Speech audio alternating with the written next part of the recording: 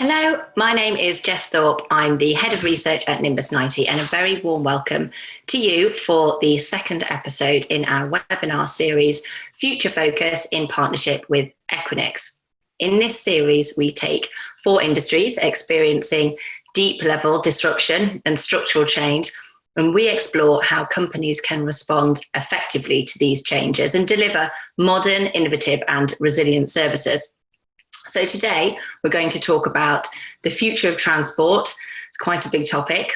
And to do that, I'm delighted to welcome Tran, Head of IT at Global Transport and Logistics Operator and Ports Operator, DP World, also the Director of IT at P&O Ferries, and Petrina, Steele, EMEA Strategy Lead for IoT, Global Connected Vehicles and Smart Mobility at Equinix. Quay and Petrina, hello. Thank you for joining. Thank you, Jessica. Hello, Petrina. Hi, everyone. Thanks for joining us today. Brilliant. So to those of you watching and listening, if you have a question at any time at all, there is a little Q&A box at the bottom of your screen. And if you pop any questions in here with your name, if you would like to be identified, and I will put them to Quay and Petrina when I can, a little bit towards the end of the webinar, after we've dug into some of the issues around shaping the future of transport. So we'll get started. We're going to focus on global transport and transportation systems and the adoption of disruptive technologies as well, and how they are changing different parts of the transport system. Now, the transport system is a very wide term. Quay, I'd like to start with you. If you could give us a sense of some of the challenges at DP World and kind of where DP World, I guess, sits within transport and global transport. Yeah, so thanks for that, Jessica. So a quick summary of myself, obviously introduce my role at DP World. Just a quick introduction to DP World. So we're a leading enabler of global trade and an integral part of the global supply chain with over 150 operations in 40 countries. Collectively, DP World handles approximately 9% of the world's container trade. So when you see sort of articles about the economy and so forth, and those big boxes on vessels and in ports, that's the area we operate in. But also we also do areas such as P&O ferries and passenger terminals and so forth as well. So it's quite a wide spectrum in how we operate in our business and so forth. And it's obviously a challenging time right now. I think it's definitely. I think we definitely live in a VUCA world. I mean, most of you probably heard that before. So it's volatility, uncertainty, complexity and ambiguity. And definitely, I think right now, the volatility and uncertainty is there. There are a lot of assumptions based on, what we've seen to date with COVID, but also, what it looks like on the other side. And obviously we see technology as being a big enabler in not just assisting our own core business, but also in transportation and the wider economy in general. And I think it's a very large topic, as you said, but very, very keen and interested in discussing, having a fruitful conversation on this today. Great, thanks so much for that introduction. So we're going to discuss some aspects that absolutely pertain to DP World and thinking about transport enabling trade and the movement of goods, and also potentially touch a little bit on the movement of people as well. Petrina, to hand over to you, as Quay has outlined, we're living very much in a VUCA world at the moment, and COVID has had a really varied impact on different parts of the transport sector. Some modes have experienced a complete collapse in demand versus others which have been overloaded and grappling to fulfill big shifts in kind of global supply chains and global demands. So Petrina, this is not too big a question. Certainly, and in the context of your work at Equinix, I mean, what are some of the critical lessons, do you think, that are just starting to come out of the past few months?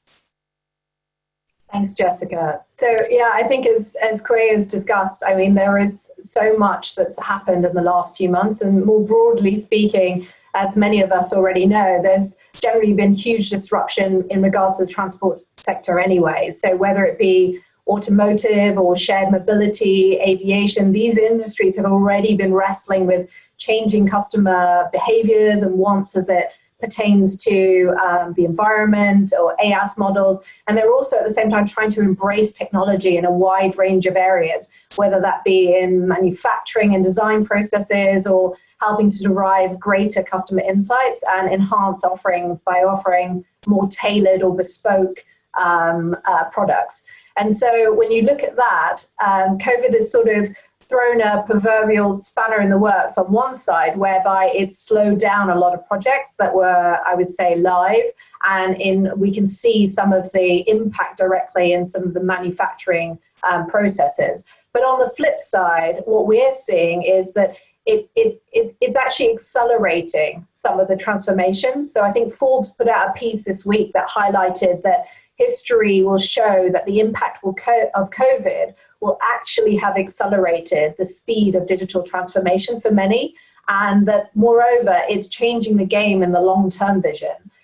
This need to look at sort of future mobility and transport systems differently due to the pandemic has brought on so many different changes. So immediate changes in London, for example, I don't know if many of you have suffered from them, but I definitely have. The LTNs, so the low traffic schemes that have come in, arguably with varying degrees of success, but nevertheless, it's changed the long-term vision and planning. So it's also accelerated some companies' appetite to look at autonomous in more depth. So we saw a lot of trials during COVID of sort of pharmacies or GP surgeries in some countries doing autonomous deliveries of medical sort of medications or medical equipment. And we also saw some in Asia, we saw some autonomous cleaning vehicles in the streets. So we've seen an increase on companies sort of looking at how can we use this period to accelerate, but also this period has enabled a lot of people to rely on virtual environments. So again, there's that shift of how do we very quickly transform our companies to be ready for virtual. So a lot of really, I would say, microcosm innovation happening during this time. Fantastic, thank you. Quite to bring you in there, because I think Petrina's highlighted some really critical trends. Have you felt an acceleration in digital transformation, or is it a change in priorities? Any thoughts from you on that? Yeah, I think there's definitely a change in digital transformation and the acceleration of that. And we look at the kind of drivers of change. I typically break it down into three component parts. Obviously, we talked about COVID, which is a kind of a black swan event that no one's foresaw. Typically, retrospectively, obviously now it's easy to see. But obviously there's things like macroeconomic trends. So us, as a global organization, we see kind of emerging economies becoming a lot stronger, quicker. Now you look at, obviously everyone knows what's well known about China and their digital economy and their investment in AI and so forth. But obviously you look at, India, which is obviously now overtaking the UK. There's a number 5 economy in the world by IMF. You look at the fast consumer landscape, and actually there's a big demand for growth in public sector services and albeit then transportation services as well in these growing areas. And you look at things like, middle income consumers growing. And obviously, the previous perception with transportation, as you go to middle income, you have your own private transportation. Obviously that mindset, obviously, that may need to be reset somewhat now. And actually, how do we move forwards with that when you look at the macroeconomic trends? When you look at some of the kind of society and the environmental trends, obviously, we look at things like demographic change. And things like education and so forth, how that's changed. A lot of university students going back. How does that change going forwards for the next period, but going forwards as well? How we actually adapted and adopted to how we behave, how we get to places, how we study, how we work, and so forth. And I think we talked about rapid urbanization. I think one of the stats I had was about, on a daily basis, prior to COVID, obviously, but that somewhat restricts movement. But there was at least about 200,000 or so people moving from countries to cities daily. So that's not, weekly or monthly, but daily. And you can imagine kind of the impact and requirements to actually rethink about how we do transportation and how we shift people, goods, services, all that, within that kind of area. And then we go back to the area also about, all this obviously requires resources. So then obviously then there's the climate agenda and actually the scarcity of that, obviously with more systems and digital transformation and so forth, we're talking about compute. But ultimately what that means is actually a requirement for traditionally natural resources. So then there's the reset, thinking about actually how do we stop delivering that going forwards, and how do we make that sustainable as well going forwards. And then we talked about, I think then we think about actually the technology trends, and we know technology accelerates at an exponential rate. With historically with things like Moore's law and so forth, and how just technology just rapidly just doubles in compute and all that kind of stuff, and you get more for less typically.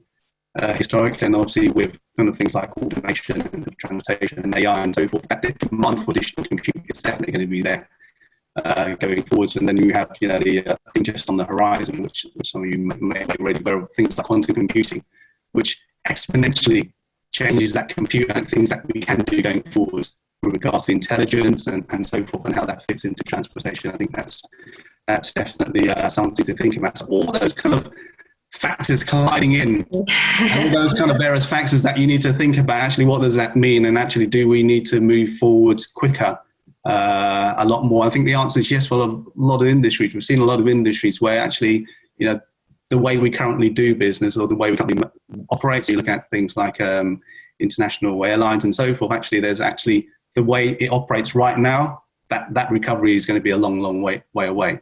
But actually, so then the question is actually in the interim, actually, how do you reset that model, and what should we need to do to move ourselves forward? So, I think lots and lots of things. But that was a very long answer. But I suppose going back to you, have I seen digital transformation accelerate in the last 6 months? Definitely, and I see that continuing in the immediate future.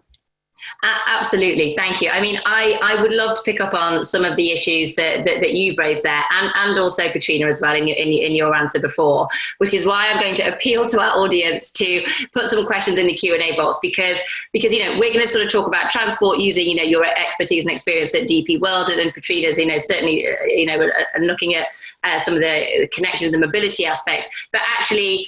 What about airlines? What about some of these other modes, and what can be learned across the transport system?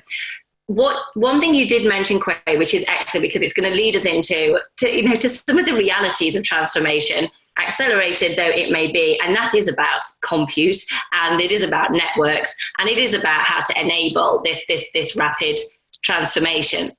So, I mean, as you've outlined, transportation networks are very complex businesses. Safety and security are certainly paramount, and that's whether it's people, goods, but also data as well.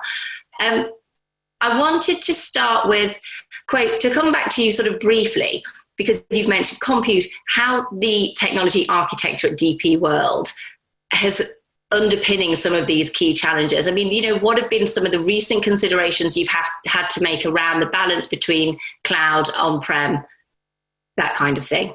Yeah, I'll try to be brief. I'll give Petrina a chance to speak based on my previous answer. I think I mean, like any other organization, any other global organization, obviously there's the transition, especially the historical organization, to transition from on-premise to cloud. But I think it's understanding what is it that makes it the best fit right now. What is it that we need, and actually having a combination. We've seen things where things get brought to the cloud, they get brought back again, and then there's issues with data, residency, security. Obviously, a lot of that's gone away now, but obviously security aspect of it is still a big concern. Obviously, as we look at things where we're doing a lot more interrogation on data, and things like sensitivity of data and so forth becomes paramount. And that's where obviously you need to have your obligations as an organization, to both treat your customers, but also be it private or public, on how you manage that. But I think, the transition to the cloud is obviously a very, very important subject for a lot of organizations. And it's also about, actually how do I optimize my costs right now in this cost space, in this, current COVID world? And how do I reset my operations? And actually what are the partners I can do to help me with that going forwards? How do I restructure actually how I deliver? The traditional way of delivering technology or compute obviously has changed somewhat. And actually what the actual end product we deliver somewhat changes as well. And I think the model that we traditionally used in technology or boat business, obviously that's changed quite a lot, and I think expectations have changed a lot from a consumer perspective, especially when you look at transportation and things like the Amazon effect, so to speak, with regards to kind of next day delivery, same day delivery, same hour delivery. Actually, the expectation changes somewhat on what you can do with regards to kind of transportation, and then that's about goods. But obviously, then when you look at from a public perspective, then we look at new modes of kind of transportation, which I'm sure we'll talk about later on as well. Absolutely. I mean, Petrina, to bring you in here, Quay certainly outlined some of the challenges around the technology architecture. Do you feel that transport operators, this is a very general question, are evaluating some of these decisions at the moment, and any sort of specific issues that they might face? Yeah, I guess current state, unfortunately, and very sadly for many, I guess the main concern is, for some, will be survival. So for those that have deeper pockets and can raise capital or have capital, we're looking at possible consolidation and working out sort of what their strategy is for emergence for after this period. How can they maximize ROI on the basis that they plan to come out of this? And what can we do now to capitalize on this slightly quieter period? So a lot of the companies that we're working with are sort of looking at how they accelerate their digital transformation during this period by leveraging our sort of global infrastructure backbone, so that they're ready then to capitalize on some of the emerging technologies like IoT, 5G, AI, by ensuring the foundational elements are in place to support the exponential growth that this data that these technologies will deliver. I think one of the other sort of aspects that we see is around sort of retrofitting old equipment to become smart, both from an operational perspective, but also from an investment perspective. So as new entrants, one has the benefit of being able to start everything with a blank piece of paper. But some of the sort of more sort of traditional players, or ones that have been around for a while, systems can be different, and old ones still have ROI. So they need to be phased out and depreciated accordingly. And then you have a sort of situation where you're running sort of two-tier systems, and you need to consider interoperability and what happens there. So that's a big, I would say, area. One is accelerating digital transformation. How do I sort of straddle old to new and manage between the two systems as I do that? And then the third area we see as a big issue is around investment, both from local governments and local authorities as it pertains to the wider infrastructure. So how do you lobby for that? How do you ensure that that's in place? Because we need smart traffic lights, smart motorways, potentially new road layouts. All of those things need investment. And so I think that is where we see the main sort of issues that we come across with our customers at the moment within this sector. Thanks very much. Quay, to go back to you, just to briefly talk about legacy and some of those issues that Petrina's outlined. I mean, what are the main challenges with dealing with legacy, particularly, in when you have large, complex transport systems? And also, I mean, I guess, has the pandemic focused minds in that area as well?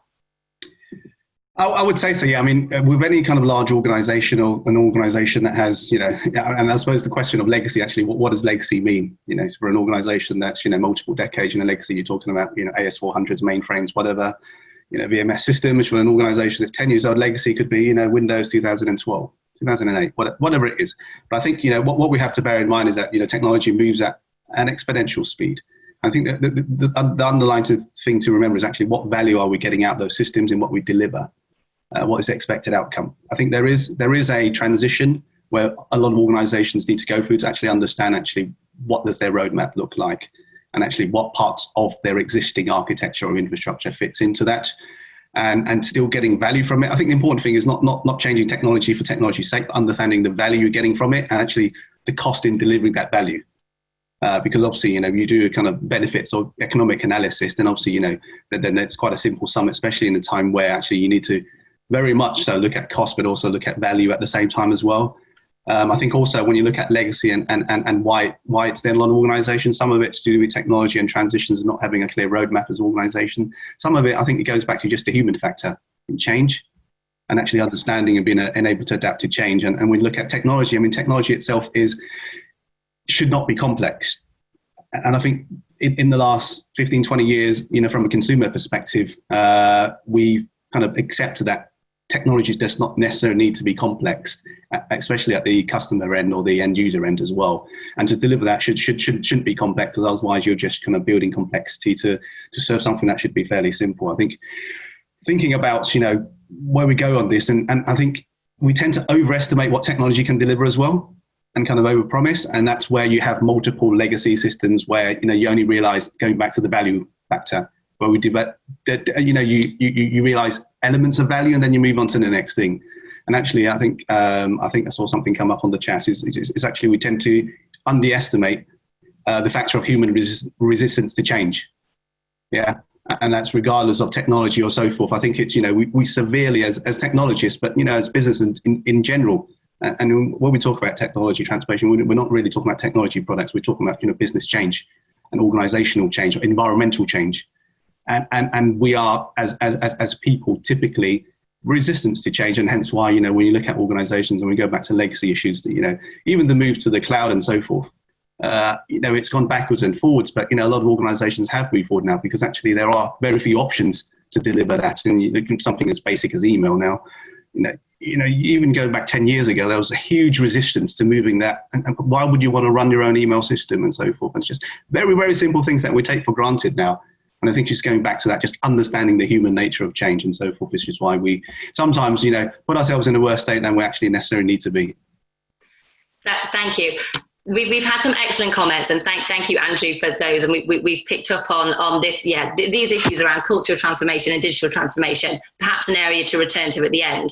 Petrina, just to sort of come back to you and to comment on what Quay has said, and thinking about how to make decisions in this environment about the right architecture, the right technology strategy. Any thoughts on that and those challenges? Yeah, I think that Kay has made some really good points around sort of technology that's constantly evolving. And so there is always continuous investment needed. And, his point around, whilst you're implementing something and it could be a multi-year process, which often it is, then by the time you've implemented it, it maybe isn't the most efficient and effective solution anymore. And so that's where I think leveraging cloud technologies really offer value. Being able to consume as a service where the hyperscalers are doing the constant innovation and improving the offerings is a huge value add and offers benefit. But obviously it also comes with a price tag. So many companies we find have got really savvy in the ways in which they leverage cloud, and then where they may want to continue to run some infrastructure themselves, working with hardware providers. And then the real challenge behind that is then you have two different environments. You're running on-prem, and then you're running potentially systems or workloads in the cloud. And what we're finding is that transition, as people have become more mature in how they use cloud technologies, is how do you straddle the both? How do you do that effectively? And then we're seeing this kind of emergence of cloud adjacent edge architectures that need to be in place. And how can we easily transition workloads from not just cloud to on-prem, but multi-cloud, and then potentially on-prem? And so that kind of infrastructure is those considerations can be a minefield. And so I think for us as a company, that's where we spend a large bulk of our time. It isn't so straightforward. So we spend a lot of our time helping companies through those complexities in managing that and being able to give them quick access to technologies that might help them drive efficiencies, data insights, performance acceleration, and cost reduction, whilst also helping them optimize these hybrid cloud architectures that they're building. Thank you, Petrina. Quay, any final comments on that? Yeah, I think as Petrina rightly said, there's lots of challenges in kind of the acceleration of technology and understanding, and a lot of it also is about making sensible business decisions and actually evaluating the options sensibly, but in an agile manner. I think there's always the understanding actually you can only do things one way. It's either Scrum, Agile, or it's either Waterfall or whatever. I think actually it's actually been dynamic as an organization, and understanding being able to adapt to the situation and looking at the options, but actually quickly being able to prioritize. Because ultimately, if you're prioritizing everything, you're not going to succeed in doing anything. So it's actually being able to prioritize actually what are the real immediate value drivers. And I think a lot of organizations in the last 6 months have been successfully able to quickly prioritize what is it they actually want to deliver right now, whether it's a reset of their technology landscape, whether it's actually a reset of actually their actual product. they deliver to the customer, what is their products now going forwards? And actually then, once you've had that prioritization, actually is that how quickly to scale. And I think that's where the benefits of, cloud and having, partners and so forth can help very quickly, and having that understanding, I think. Excellent. And actually that firstly, that's going to be very interesting to see what 2021 brings. I think we're all sort of awaiting it with trepidation to understand how some of these decisions have paid off. But actually, I mean, if we look possibly a bit longer term, and I know that at DP World there's a lot of really innovative work going on to sort of think about disruptive technologies and how to bring those in. So to sort of come all the way back to some of the stuff we talked about at the beginning. But I mean, the transport industry, as you said, Petrina, it's tremendous opportunities for innovation. We've got Uber that's always pushing to use data, and Google and Waze, they come up a lot to revolutionize public transport. There's helicopter ride sharing, I think, in the offering Uber Elevate for 2023. I think reading this week about hybrid airships and offerings around lower carbon goods movement and that kind of thing. And then automotive, I mean, that's, roads and automotive are going to face huge disruptions in the coming years. And the backbones of this are technology driven. They are business decisions, but they are technology enabled. I mean, Petrina, any common technology principles that companies really need to draw on, specifically in the transport sector, to build these networks? Any one or two things that you think will be critical? Yeah, I think he touched on one of them, which I feel is really important, which is sort of rethinking or reimagining making digital at the center. So creating like a dynamic network rather than look at this linear process and then adding technology to it. So I feel like that's the evolution that we should be going through with the broader transport operators. So that's one aspect. And then I think building something that's scalable and open and agile is really important. So COVID has kind of forced this in many cases because of the remote working and what we have in place. But how do we continue to accelerate that and ensure that the industry stays more open and have the right security measures and governance in place? I mean, without wanting to depress anyone on the call, but if normality, as we previously knew it, doesn't return fully, and we must live with these kind of occasional flare-up of pandemics, and our impact on the environment is not sustainable, then what can we do to capitalize on sort of changing behaviors, preferences, and consumption patterns there to build the transportation networks of the future? Thank you. I mean, some of the work at DP World is about incorporating disruptive technologies and doing some really interesting work there to find benefits and how they can change the organization. And I think automation is also pretty high on your agenda. But can you tell us a bit more about that? I mean, where do you see which technology is offering the most benefit? Yeah, I think as you rightly said, we're looking at a whole host of technologies, and a lot of it points back to, I suppose, kind of data.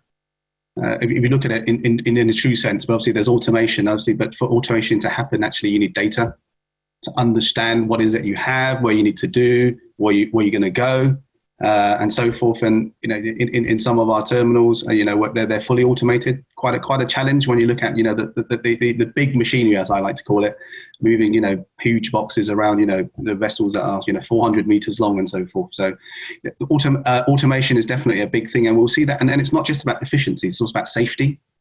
Because once you have an automated environment, actually you remove the human safety element out of a lot of parts of it.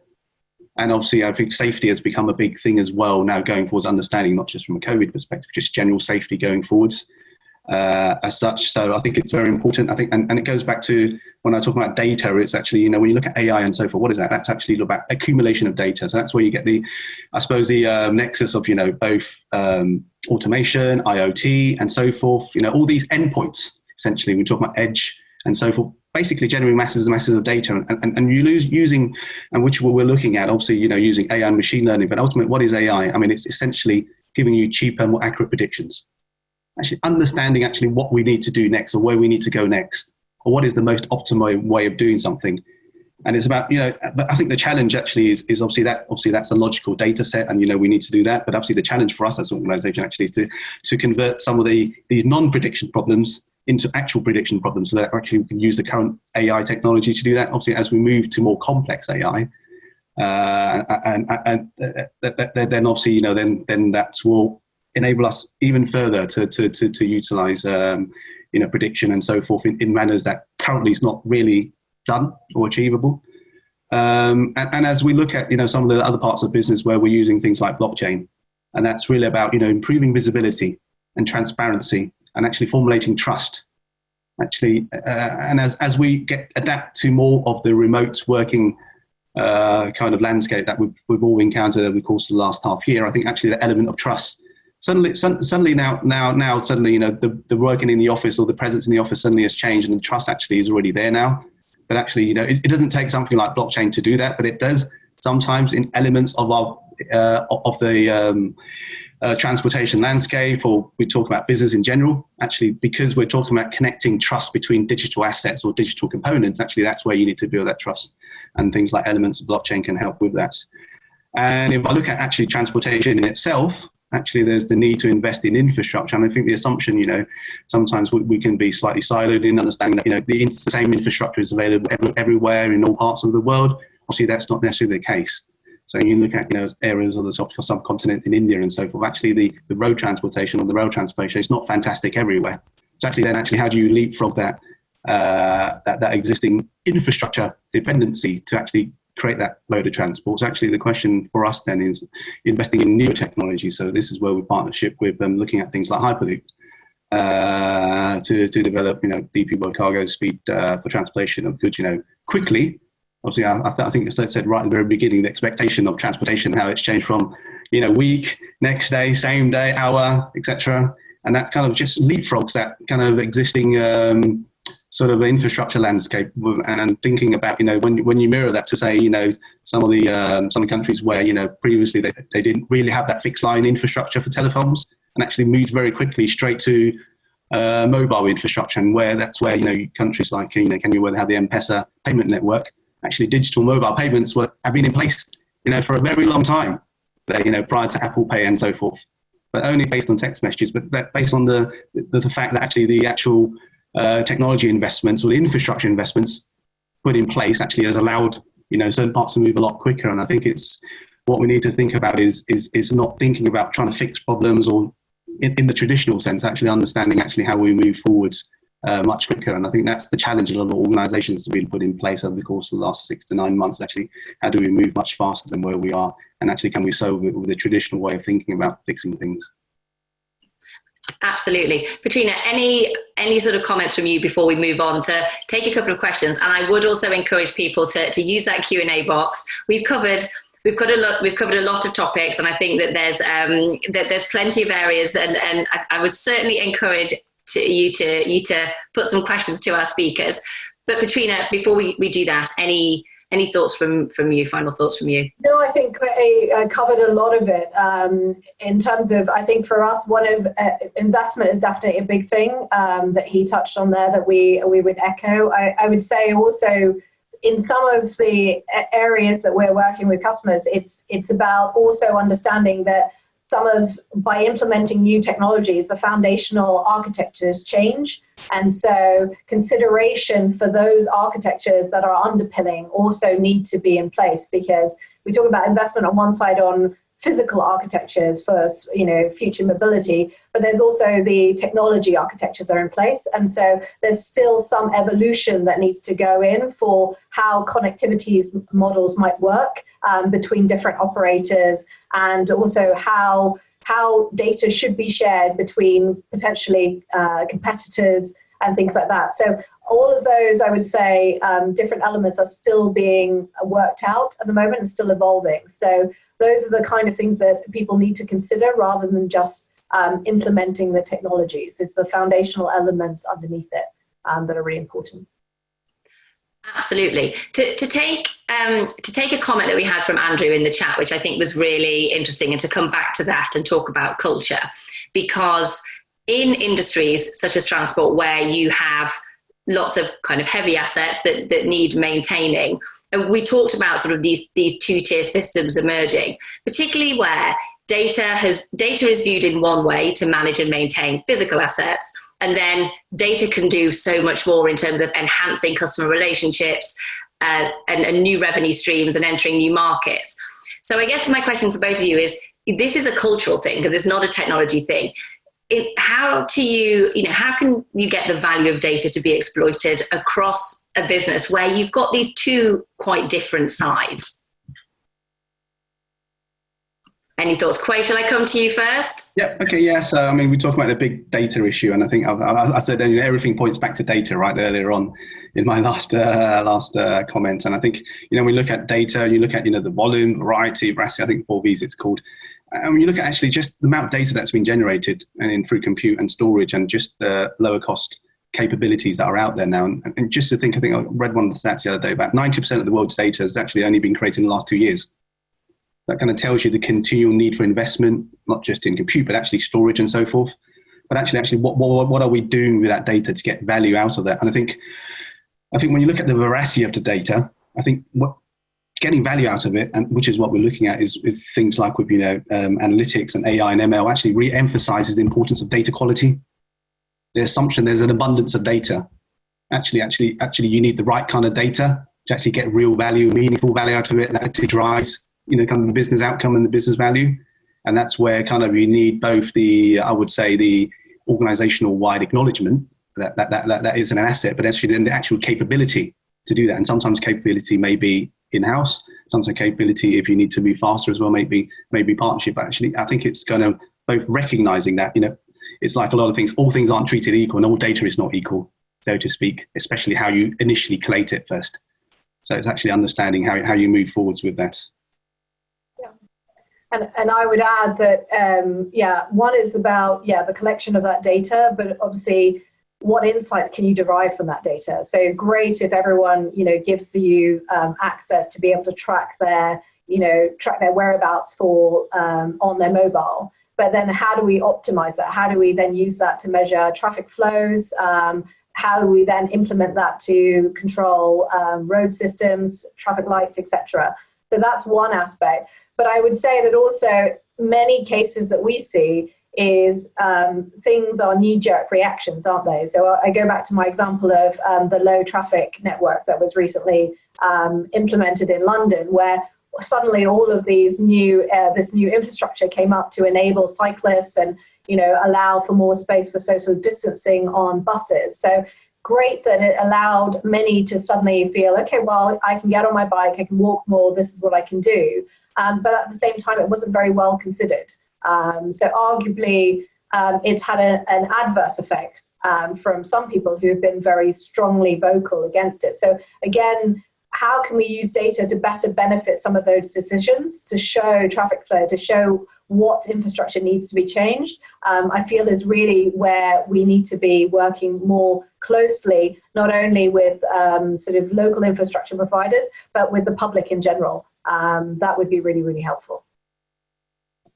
And I think, sorry, just jump in there, Jessica, and sorry, Petrina. I think it's also about, interoperability as well. Yeah. I think the assumption a lot of organizations previously had was actually, these are my data assets, only I have use for them. Actually, it's of no use to anyone else. And actually what we've seen with things like blockchain and so forth is there can be sharing of data. There's an element of trust going forward. And actually, the value of it exponentially increases with the sharing of data. It's actually understanding, traffic data, weather data, whatever. All those elements can combine local authority data. And we see with kind of open data networks and so forth, where actually that greatly actually increases the options and opportunities for all the stakeholders involved when the data is actually shared.